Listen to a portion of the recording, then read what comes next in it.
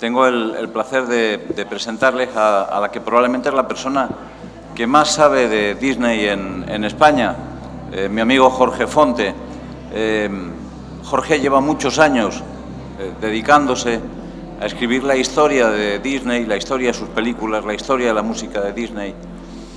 Y yo creo que solamente le ha faltado de momento meterse a hablar de los tebeos de Disney en España, y se ha decidido hacerlo hoy. Es un honor para el Salón del Cómic que una persona que lleva tantísimos años publicando algunos de los mejores libros que se han publicado sobre Disney en España, y desde luego los de más éxito, una persona que además es una rara avis dentro de lo que es el mundo del ensayo sobre cine, el mundo del ensayo sobre cultura popular, que es que ha conseguido vivir de eso y de su capacidad como narradora, su capacidad como escritor, pues alguien de un prestigio absolutamente reconocido en lo que se refiere al conocimiento del mundo de Disney, venga a ofrecernos no una charla, porque ha preferido un modelo distinto, una pequeña conversación que va a mantener conmigo, que no soy en absoluto un entendido en Disney, pero sí soy un aficionado que sabe cuatro cosas, fruto fundamentalmente de las que tuvo la suerte de leer cuando era chiquillo. Le estaba comentando hace un momento a mi nieto que en la parte de acá, en esa enorme banda que ven ustedes ahí con 144 imágenes de portadas, aparecen las 144 portadas de Dumbo, que fue una publicación de Disney que empezó a publicarse en España en el entorno de los años 50, creo recordar, ¿no? Y que se publicó sin una periodicidad definida, aunque aparecía aproximadamente uno cada mes o una cosa por el estilo. Duró muchísimo tiempo y, en mi caso, algunos ejemplares pude leerlos porque me los compraron mis padres, y otros ejemplares pude leerlos porque tenía un primo rico al que sus padres, mis tíos, le regalaban absolutamente todos los cómics de Dumbo. Estábamos comentando que no sabemos qué habrá pasado con esa riqueza, pero cuando acabemos de charlar, si ustedes se levantan y van a los expositores que tenemos en esta misma sala, podrán descubrir más de un centenar de títulos diferentes de Disney, de los años en los que Disney tuvo un enorme predicamento entre el público de este país. Ahora sus cómics están prácticamente periclitados, al menos en España. Hay otros países, como por ejemplo Italia, donde siguen teniendo o Alemania, donde siguen teniendo una extraordinaria pujanza, pero en España la editorial que fue más importante, que fue, históricamente estuvo Molino, estuvieron Calleja, estuvieron varias editoriales, pero en la época en la que yo era joven, la editorial más importante era Montena, ¿no? Ya joven, incluso un poco talludito, ¿no? Que publicó la revista Don Mickey, de la que es posible que alguno de ustedes se acuerde. Bueno, de esto es lo que vamos a hablar con Jorge Fonte, que, insisto, es una de las personas que más saben del asunto. Me van ustedes a perdonar porque no soy la persona más indicada para guiar a Jorge, básicamente porque supongo que por cada ocurrencia que a mí se me antoje, él va a tener la palabra precisa y justa sobre lo que significó Disney, sobre cómo funcionó y cómo llegó durante tantísimos años a millones de jóvenes españoles. Jorge, si quieres decir algunas cosas antes y luego ya empiezo a preguntarte como un loco. Empezar por el principio, realmente ¿Está entendido? Sí, está entendido. La exposición es bastante completa, empezando por aquí, todo lo que es este ala, es bastante completa y hace un recorrido bastante exacto de lo que supuso el mundo del cómics en Disney y en España.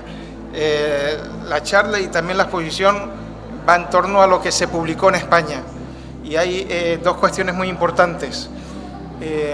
Al principio todos los cómics venían de los Estados Unidos y aquí lo único que se hacía era reproducirlos, no había creadores españoles, y actualmente se ha cambiado la tortilla, ha dado la vuelta. Ahora la mayoría de los cómics que se publican en Europa están dibujados por artistas españoles, que no se publican en España, pero sí se publican en los países nórdicos, en Alemania, en Italia, etcétera, etcétera.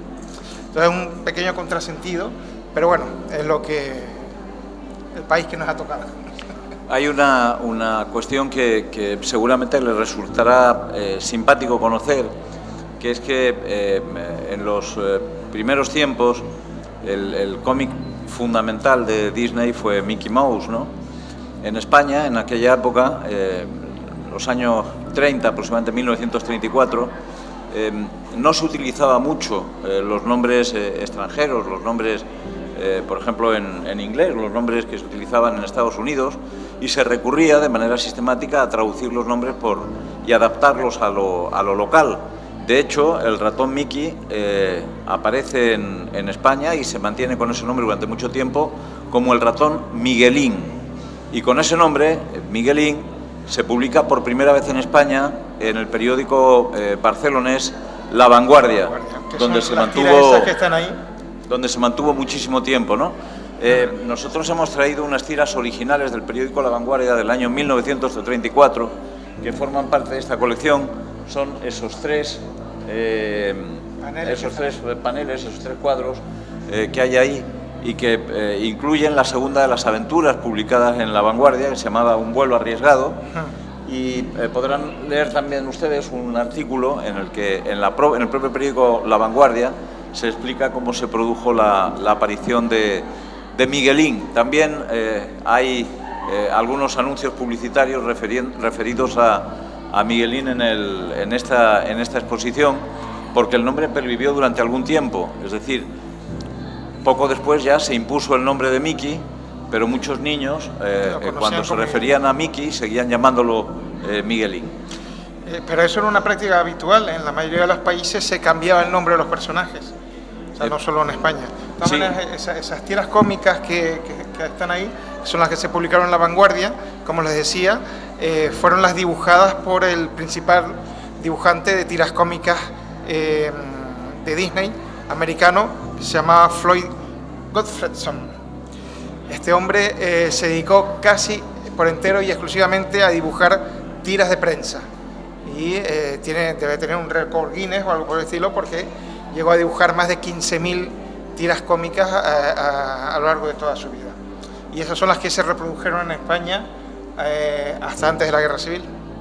Cuando llega la Guerra Civil se produce un cambio, que es que primero la importación de material norteamericano se congela prácticamente. Claro, se paraliza. Digamos que en el mundo republicano, básicamente porque se interrumpen las comunicaciones, porque hay otras preocupaciones distintas a la de traer tebeos. Ocurre no solamente con Mickey Mouse, ocurre con muchos de los principales protagonistas del cómic de aquella época, con el hombre enmascarado, con Flash Gordon.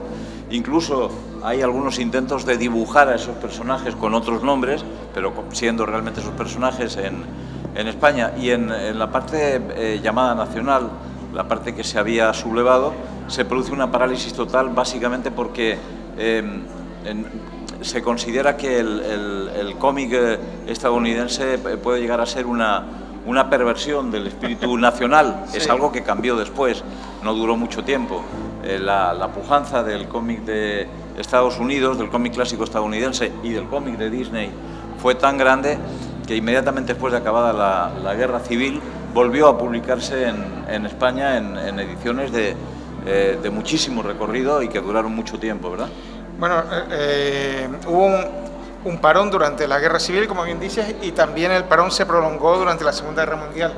Entonces, realmente el repunte de las publicaciones Disney en España no llega hasta el año 47, de la mano de la editorial Ediciones Recreativas. El primer dibujante que empezó a recrear dibujos originales de la Disney fue José Luis Moro. No sé si los mayores, bueno, tú sí lo recordarás. No lo sé. Vamos a la cama que hay que descansar. Claro, la familia Telerín, a lo mejor le suena a alguien de mi edad.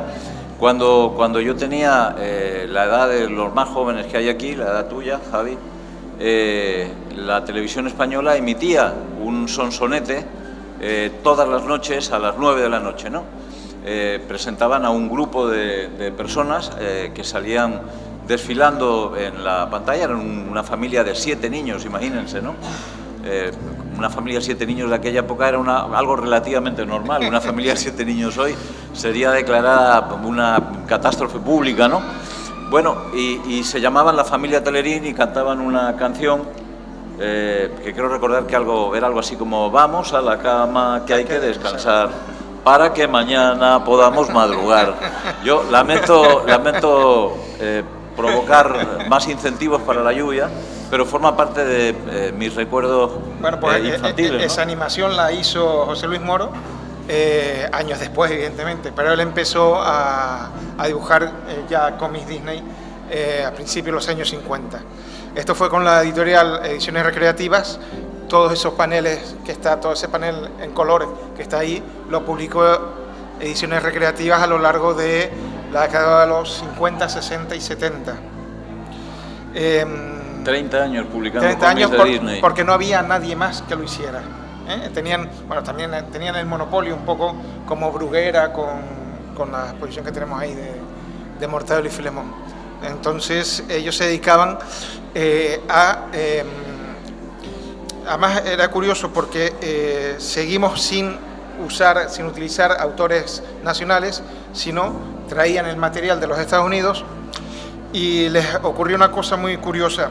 El material les llegaba en un formato muy pequeño y ellos publicaban una revista de DIN A4 a tamaño folio.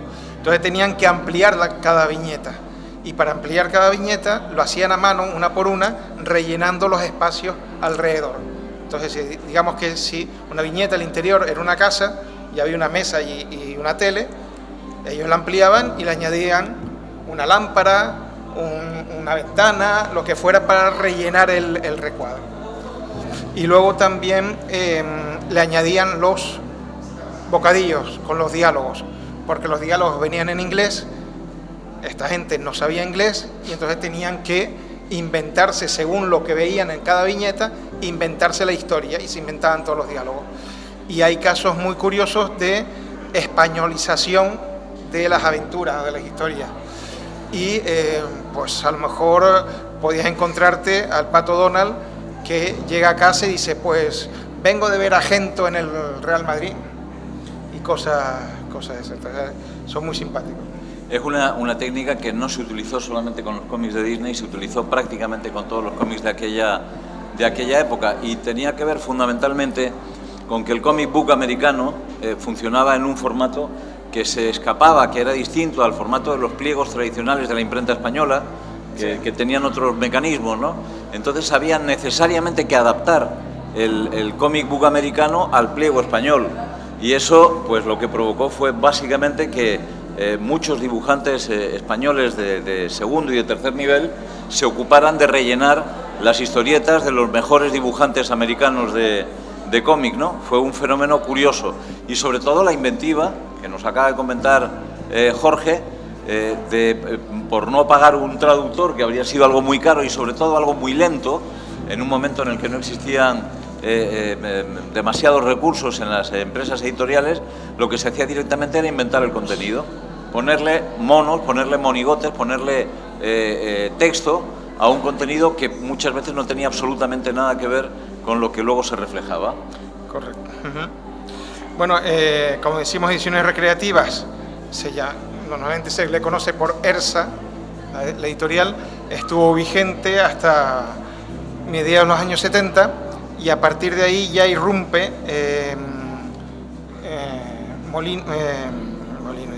Montena. Mondadori. Mondadori, que claro. En el 76, España lo coge Montena, ¿no? Sí, se crea una editorial.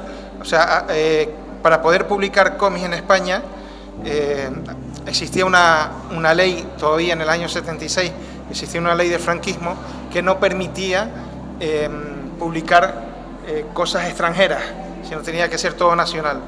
Y entonces para poder publicar cómics Disney, lo que hicieron es crear una editorial en la que el 50% de esa editorial era Disney España y el otro 50% era Mondadori, que era una editorial italiana. Y claro, ellos publican el Don Mickey, que tiene la portada la tienen ahí en la segunda columna, que es la rojita donde se ve a Mickey saliendo de la portada. Ese es el Don Mickey.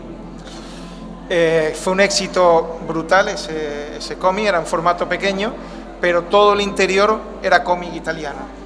Todo, absolutamente nada se creaba aquí. Salía de una revista italiana de mucho éxito que llegó en algunos casos a vender 2 millones de ejemplares, que se publicaba, creo recordar que quincenalmente, aunque hubo una etapa en que se publicó incluso todas las semanas, que se llamaba Topolino. Topolino, que significa ratoncito, es el nombre que se le da a Mickey Mouse y se le sigue dando todavía hoy en Italia, ¿no?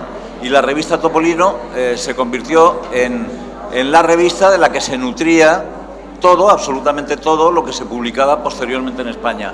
Ni una sola de las historietas, de las miles de historietas que se publicaron en Don Mickey, surgió de una industria editorial española. Sí hubo colaboradores españoles en la revista Don Mickey, pero porque previamente habían publicado en Topolino. Es decir, los dibujantes españoles que trabajaban para Disney le vendían a Topolino y Topolino le vendía a Don Mickey, que publicaba en España. Ese era un poco el recorrido, ¿no? Bueno, Don Mickey duró nada menos que 13 años, más de 664 números, y llegó a vender, tenía una tirada de aproximadamente 150.000 ejemplares, lo cual es una barbaridad para esa época. También dentro de la revista Don Mickey se creó un club que se llamaba el Club Don Mickey, que llegó a tener más de 70.000 afiliados en toda España. También es un récord masivo. Mire, perdón, ¿podrían por favor guardar un poquito de silencio? Es que no nos estamos entendiendo nada. Hablen bajito, gracias. Bueno, en Montena, además de Don Mickey, lo sacó otro que también lo tienen ahí, que es el Don Donald. No tuvo tanto éxito como el Don Mickey, pero seguía la misma política de republicar todo lo que se traía de Italia. Y una de las cosas que sí fueron originales en España y que tuvo un éxito tremendo, brutal, fue el manual de los jóvenes castores. Sí, señor. Eso sí se hizo, sí fue un producto absolutamente nacional, con dibujos. No era un cómic, eso es verdad, era un manual de Boy Scout. Incorporaba algunas páginas de cómics a veces, pero, y mucho dibujo. Pero los dibujos eran creados por ejemplo, por Paco Capdevila, que era un dibujante español, y bueno, fue una revista, un libro-revista, que llegó a publicar más de 300.000 ejemplares, lo cual a nivel editorial era un disparate, una burrada. Sí, tuvo la suerte de publicarse en una época en que digamos que los jóvenes españoles habían de alguna manera cortado con la OGE, la Organización Juvenil Española, y la habían sustituido por su vínculo con los Boy Scouts, ¿no? Que estuvieron no prohibidos, pero sí muy limitados en España durante todo el franquismo, porque el régimen quería tener una organización juvenil dependiente de Falange, dependiente de su propia estructura política, ¿no?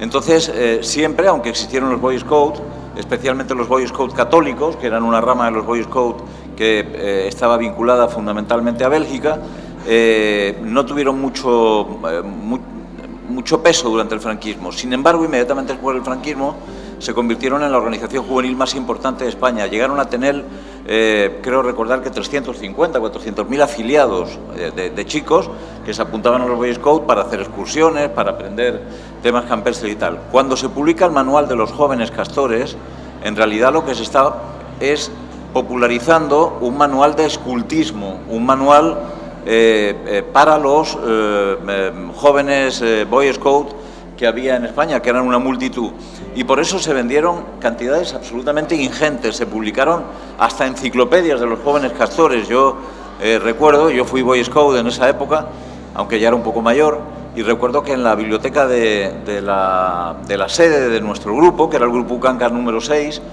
teníamos la friolera de la biblioteca completa de los jóvenes castores, que eran como 30 volúmenes o 32 volúmenes, con recetas, con trucos de acampada, con cuestiones relativas a urbanidad, con mecanismos para no perderse en el campo, cómo construir un vivac, etcétera, etcétera. Era una revista súper interesante, donde se dibujaba muchísimo a tres jóvenes castores, que eran Juanito, Jaimito, Julito, Juanito y Jaimito, Los que sobrinos de son Donald. los sobrinos del Pato Donald. Esto es una cosa muy curiosa, porque ustedes se habrán fijado que en los cómics de Disney nadie tiene hijos. Pues es como si nadie tuviera relaciones sexuales nunca, o todo el mundo tiene sobrinos, ¿no? Entonces están los sobrinos de Mickey, están los sobrinos del Pato Donald, todo el mundo es sobrino de alguien, ¿no? Y lo que sí tienen los personajes son novias eternas con las que nunca se casan. Bueno, pues Jorgito, Julito y Jaimito, creo que esos eran los tres nombres, sí. Eran los tres sobrinos del Pato Donald y eran los protagonistas del manual de los jóvenes castores. Un manual absolutamente delicioso, del que en su primera edición salió en 3 volúmenes y se editaron en la primera edición 120.000 ejemplares, creo recordar. Estamos hablando de cifras que hoy que llevamos a imprenta un libro de 200 ejemplares y se vende, consideramos que es un éxito, nos parecen absolutamente estratosféricas, ¿no? 120.000 ejemplares. ¡Qué envidia! Bueno, la revista Don Mickey se mantuvo viva hasta el año 89 y ahí realmente es como si hubiese un colapso. No se siguió publicando cómics Disney en España, y entonces es un poco lo que decía Paco antes, hemos tenido que ir fuera, al extranjero, para buscar cómics Disney hechos por españoles. Entonces, a raíz de ahí, cuando empiezan las agencias de ilustradores a tener importancia, sobre todo en Barcelona, y hay 2 agencias que irrumpen con bastante fuerza, que son Selecciones Ilustradas y Comic Up. También en los paneles informativos tienen bastantes datos sobre eso. Selecciones Ilustradas nace por un crack del mundo del cómic, que es Joseph Tautain, que luego sería muy conocido por revistas de cómic para adultos. En 1984 había una con su propio apellido, el Tautain también. Estaba el Creepy, estaba revistas para adultos. Rufus, Vampirella. Básicamente lo que hizo Tautain fue coger las franquicias de publicaciones de terror que se vendían en Estados Unidos y importarlas a España. Y curiosamente muchos de los autores que publicaban en esas revistas, en esas franquicias de terror, eran dibujantes españoles. Por ejemplo, Vampirella, que está considerada uno de los grandes hitos del cómic histórico español, es un personaje, del cómic de vampiros de todo el mundo, es un personaje creado por un dibujante español, Pepe González, o al menos fue el dibujante que más éxito tuvo dibujando a la muy sensual Vampirella, ¿no? Y Tautain lo que hizo fue recoger todo eso. Se había abierto el código Warren, se estaban permitiendo por primera vez en Estados Unidos la publicación de cómics que anteriormente se consideraban malsanos, pecaminosos, porque bueno, hemos estado hablando del franquismo, pero en todas partes cocían habas, ¿no? Sí. Y todas las sociedades eran más conservadoras, mucho más conservadoras que ahora, y se tenía una visión de lo que estaba bien, lo que estaba mal, y se consideraba que los jóvenes pudieran recibir la influencia de cómics de terror era algo perverso y malsano.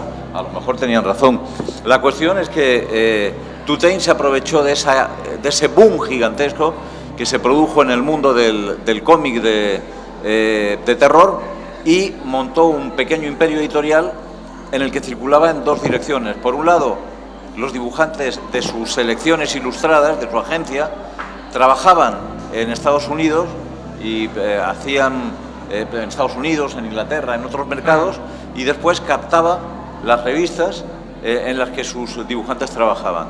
La verdad es que se convirtió en el principal referente del cómic de adulto español en la época de la transición. Los años 80, por ahí. Los años 80. Entonces, con Disney lo que hacía era contratar dibujantes locales, pero vender sus historietas a publicaciones, sobre todo de los países nórdicos, Dinamarca, Noruega, los Países Bajos, Alemania, pero eran historietas creadas y dibujadas en Barcelona, pero no se publicaron nunca en España. Y bueno, entre los dibujantes más importantes que pasaron por Selecciones Ilustradas está Vicar, que es un hombre fundamental en la historia del cómic, y Green, que también es un dibujante muy conocido. Hubo otras agencias, acorde al éxito que tuvo Toussaint, hubo otras agencias como Recreo y Bardot, y en Recreo destacó un señor que se llama Joseph Tello, que se convirtió también en un agente de dibujantes, sobre todo para el cómic italiano, de dibujantes españoles que publicaban en Italia. Y bueno, por la otra agencia que les decía que tuvo mucha importancia, fue Comic Up. Esa sigue en activo actualmente, Selecciones Ilustradas ya no, pero Comic Up sí sigue en activo, está muy bien considerada y ha crecido enormemente. Tiene un plantel de dibujantes de 30 o 40 artistas que dibujan exclusivamente cómics Disney, que no se publican en España, insisto, sino que se publican en el resto de Europa. Oye, en los orígenes de Selecciones Ilustradas o de Comic Up, ¿no estuvo Raf trabajando como dibujante haciendo cosas de Disney? Puede ser, porque en esa época, digamos que todos hacían un poco de todo, y si necesitaban echar mano de un artista, aunque fuera la especialidad otra, lo hacían. Lo curioso es que todo esto se hacía sin que Disney, entre comillas, lo supiera. O sea, los cómics Disney siempre han estado, hasta cierto punto, desvinculados de la empresa matriz. O sea, Disney Production no tenía relación con el mundo del cómic y no controlaba, ni estaba detrás, ni financiaba en absoluto lo que es el mundo del cómic. De hecho, hay un personaje fundamental en el cómic Disney, sobre todo perteneciente a la familia de Donald, que es el tío Gilito, que fue un personaje creado por Carl Barks para un cómics. No se creó dentro del estudio como el resto de los personajes, sino hay otros personajes también como los malvados, los golfos apandadores, que son creaciones exclusivas del mundo del cómic. Luego algunos han rebotado en alguna producción Disney, pero lo que comenzó siendo personajes que habían aparecido en las películas Disney, tanto en los cortos como en los largometrajes, luego se pasaron a los cómics, pues hubo algunos ejemplos en que fue al revés. Primero surgieron en los cómics, sobre todo en los cómics europeos, y después pasaron al mundo del cine. Fíjense la influencia que llegó a tener el cómic masivo, el cómic popular en aquella época, que algunas de las expresiones que todavía hoy se pueden escuchar en algunos lugares, como eres más rico que el tío Gilito o eres un golfo apandador, son expresiones surgidas de los títulos y de los nombres que se utilizaban entonces, ¿no? El personaje de tío Gilito es probablemente todavía hoy uno de los personajes más emblemáticos de Patolandia, ¿no? Del mundo de los patos, y todavía se siguen escribiendo y dibujando aventuras que tienen que ver con el tío Gilito. De hecho, creo que fue Carl Barks el que desarrolló una especie de genealogía, una historia de los patos, una historia digamos, de la familia de... No, esos fueron los italianos. He quedado fatal. Ya les dije que yo de esto entiendo menos. La genealogía la hicieron los italianos, los dibujantes italianos. La gente de Topolino. Sí. Ah, vale. Yo es que leí mucho Topolino de niño y tenía la idea de que había sido planteada por Carl Barks. Pero bueno, lo que quería contarles es que se creó toda una genealogía de la familia en 20 o 25 historias que hoy siguen reeditándose. De hecho, una de las últimas reediciones que se ha producido de esa historia fue hace menos de un año, que volvieron a sacar un tomo especial con la mitad creo que es con la mitad de la aventura del Klondike, ¿no? de los patos en el oeste, ¿no? Porque pasan por toda la historia europea, pero fíjense, de toda la historia americana, pero fíjense que incluso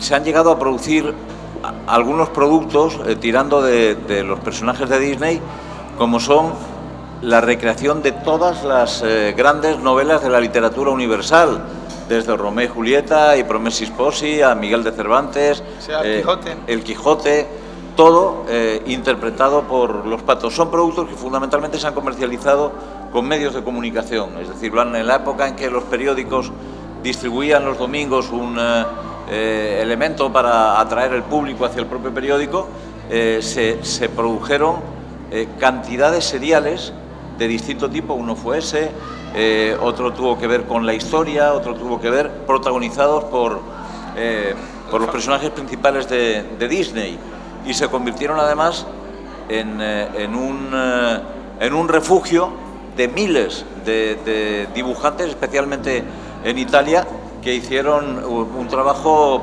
absolutamente asombroso, que aún hoy pues resulta muy agradable leer, ¿no? Pero insisto que todo eso se hizo lejos de lo que es Walt Disney Company. O sea, ellos nunca tuvieron interferencia, nunca, probablemente bastante desconocimiento de que eso se hacía, pero no intervenían como pueden intervenir en todo lo que es la producción Disney actual.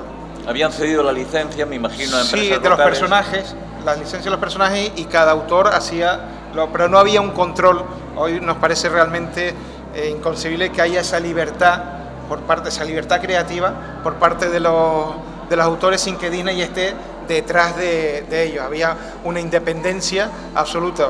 De hecho, yo estuve en Barcelona, en la agencia Comic Cap, entrevistando a José Cánovas, que es el director de la agencia, y él me dijo que nunca, y llevaba pues 30 años publicando cómics Disney, nunca había tenido el más mínimo contacto ni con la oficina central en Disney Iberia, ni con Burbank, ni con la oficina general en los Estados Unidos, sino que él hacía lo que buenamente creía que podía hacer, o lo que quería hacer, pero sin control ni en la calidad de la ilustración, y mucho menos en los guiones. O sea, había una libertad absoluta, y es algo anecdótico y muy curioso, porque yo creo que es un caso único en todo lo que es la iconografía Disney o el merchandising Disney, que hoy en día, bueno, y antes también, controlaban absolutamente hasta el más mínimo detalle. Esta camiseta, por ejemplo, que es un diseño nacional, pero está supervisada por la Walt Disney Company Iberia, y sin el permiso de ellos no se podría hacer. Sin embargo, un dibujante italiano o un dibujante español puede crear al hermano de Tío Gilito, y se lo saca de la chistera, se inventa un personaje nuevo, un personaje Disney nuevo, sin tener nada que ver con el estudio, ni que lo controlen. Por ejemplo, hay un caso creo que hay una portada ahí, un caso muy simpático del Pato Donald, que se convierte en un superhéroe nocturno que se llama Patomas, que es una invención absolutamente italiana, y que no tiene ningún... O sea, probablemente en Estados Unidos ni se hayan enterado de que exista esa variante del personaje. Es un fenómeno además curioso, porque se sigue manteniendo todavía hoy. Y fíjense ustedes que Disney en los últimos años lo que ha hecho ha sido protagonizar una expansión tremenda, comprando las franquicias más importantes que hay en el mundo del cine, ¿no? Las franquicias de entretenimiento más importantes que hay, desde Star Wars a Marvel, ¿no? Y sin embargo, tanto en Marvel como en Star Wars sí ha impuesto un control creativo muy fuerte. Es decir, de hecho han reescrito, en Star Wars han reescrito toda la historia tradicional para adaptarla a un nuevo canon que decidieron crear cuando se hicieron con el control de Star Wars. Y algo parecido han hecho al controlar los productos de Marvel de carácter cinematográfico, aunque hay que reconocer que no han metido todavía cuchara de una manera sistemática en los productos Marvel de carácter cómic, ¿no? Pero esa tradición de ceder los personajes en franquicia y de dejar que sean otros quienes las exploten, en lo que se refiere a los personajes Disney, se ha mantenido. se ha mantenido en aquellos países donde todavía se explotan masivamente esos personajes. No así el uso del merchandising de los personajes, que es lo que realmente le da, le proporciona una fortuna a Disney, ¿no? Y lo que cobran, pues por la creación de juguetes, la creación de todo tipo digamos, de adminículos y que acompañan al... Sí, la venta de licencias de todo tipo, estuches para niños, uniformes, babis, cunitas de bebés, ropas de toda clase y estilo, todo eso lo controlan férreamente y, sin embargo, siguen dejando una libertad importante, la mano abierta, en lo que se refiere al mundo del cómic de Disney, que prácticamente han dejado que los autores hagan de su capa un sayo, que hagan lo que quieran. Yo creo porque tradicionalmente los dibujantes de cómic, incluso los que trabajaban para el estudio en Estados Unidos, nunca trabajaron en el estudio, sino que trabajaban en sus casas o en sus oficinas. Y claro, eso crea una independencia muy grande de cara al estudio y es difícil controlarla. Entonces quizás por ahí viene el hecho de que los dibujantes, a diferencia de los animadores, son como personas independientes que crean su propia historia en su casa sin tener que depender de un estudio. Aún así, la filosofía Disney, por referirnos a ese aspecto, siempre ha sido bastante respetuosa con los contenidos tradicionales de Disney. Ha evolucionado con el tiempo, digamos que se ha modernizado, ha hecho su propio ayornamiento, ¿no? Se ha acercado a los estándares actuales en todo tipo de cosas y hoy, por ejemplo, la revista Don Mickey, lo que queda de la revista Don Mickey en España es la publicación de vez en cuando de los suplementos del Mickey Mystery Magazine, que es una revista centrada en acontecimientos que tienen que ver con el mundo del misterio y también con el mundo de la investigación policíaca, y que ha tenido algún éxito, pero desde luego ya no un éxito de masas, que no llega a ningún lado. Y si empezamos la conversación hablando de un dibujante de tiras cómicas que llegó, Floyd Robertson, que llegó a dibujar más de 15.000 tiras cómicas, vamos a terminar hablando de un español que sí trabajó en el estudio, sí trabajó para Disney y estuvo dibujando cómics Disney, sobre todo centrado en Mickey Mouse, durante más de 40 años. Se llamaba Manuel González y nació en Zaragoza. Lo que pasa es que su familia emigró a los Estados Unidos siendo él un niño, pero él entró a trabajar dentro del estudio Disney con una edad muy jovencita, colaboró en algunas, por ejemplo, colaboró en Blancanieves y los 7 enanitos, en algunos cortos de Mickey, y luego llegó un momento en que empezó a especializarse en dibujar cómics y se pasó toda su vida dibujando cómics Disney que se publicaron en los Estados Unidos, nunca se publicaron en España. Para un dibujante español que tenemos allá, no lo pudimos disfrutar aquí. Hay otros casos que son también extraordinariamente tristes, y es que ese enorme potencial creativo de dibujantes españoles, que por ejemplo sí hacían en España las portadas en muchas ocasiones de las franquicias que venían de Estados Unidos, hoy es prácticamente imposible saber con precisión quién los hizo, ¿no? Se han perdido miles de portadas, algunas de ellas las pueden ver ustedes en la pequeña exposición que hemos preparado. Hay unos más de 100 ejemplares distintos de cómics de esa época, y de muchísimos de ellos no se sabe quién fue el autor. No hay manera de saberlo. Hay otros que, gracias pues a la tarea de básicamente sus familiares, de sus amigos, sí se ha producido una recopilación. Esperamos en la próxima edición del Salón del Cómic traer uno de los grandes dibujantes de Disney, muy ignorado, porque no sé... Muy desconocido. Esa faceta suya es muy desconocida.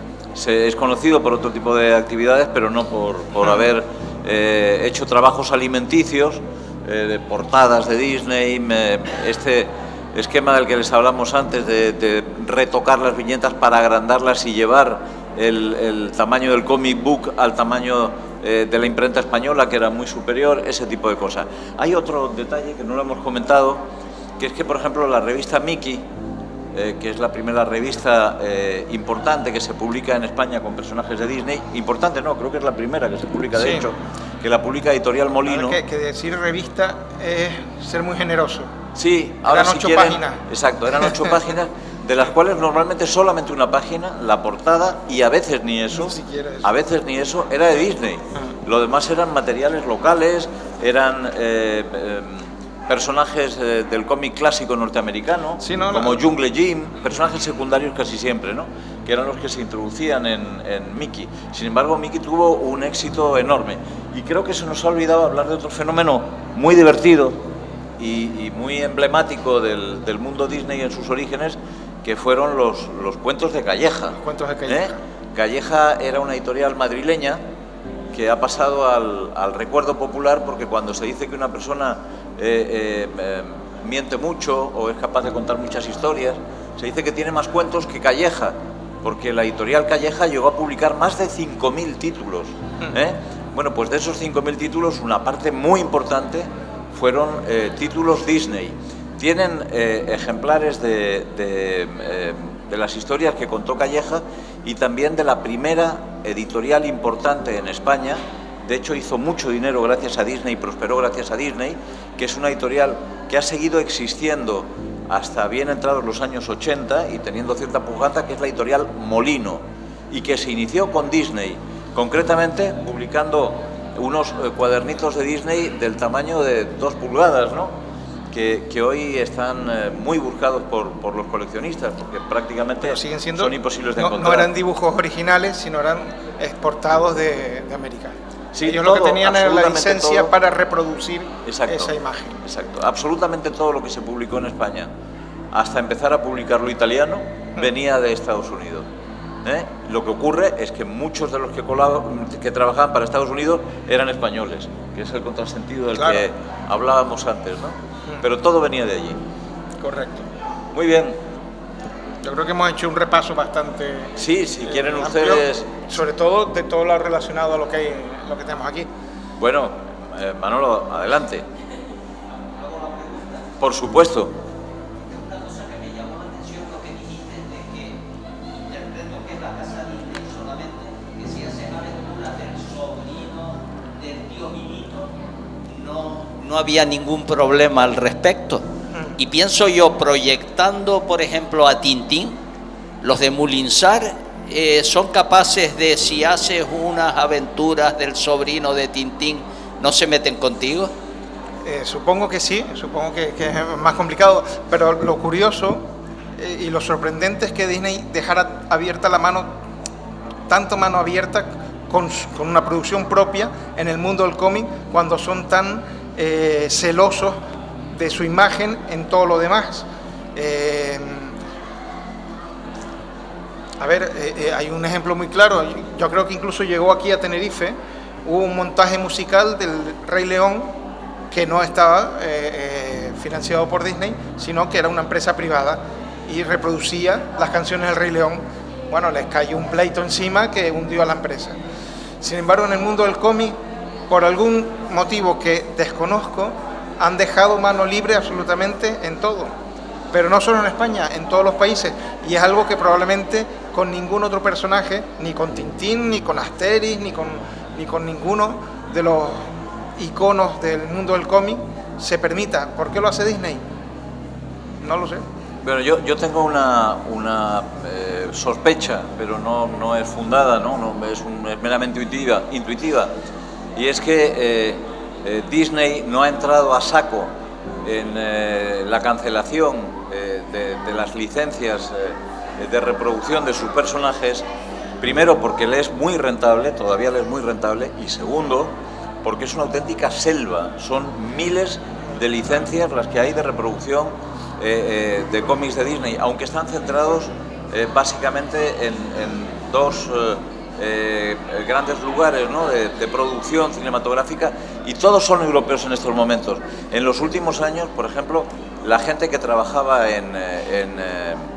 la gente que trabajaba en Italia mucha de ella ha emprendido acciones de producción de licencias Disney en países como Croacia, países como Yugoslavia, etcétera, etcétera, ¿no? Y yo creo que ese es el motivo. El motivo es que Disney ha hecho las cuentas y ha dicho, gano más dinero con las licencias que metiéndome en pleitos. Y en relación con lo que preguntabas, si Moulinsart, que es la casa propietaria de los derechos de Tintín, se enterara de que alguien saca una aventura, el tataranieto de Tintín, probablemente lo crucificaría en una persecución de su equipo jurídico. Cuando nosotros en el Salón del Cómic montamos el concurso de carteles inspirados en Tintín, yo recibí del orden de unas 30 avisos de asesinato punitivo por parte de Moulinsart. Lo que pasa es que los enredé. Sabes que tengo cierta capacidad de enredo, ¿no? Y acabé confundiéndolos, ¿no? Y al final me acabaron diciéndome, mire, haga usted lo que quiera, pero no lo llame Tintín. Y al final hablamos del personaje de Hergé, del reportero de Le Petit Vingtième, y utilizamos otra serie de...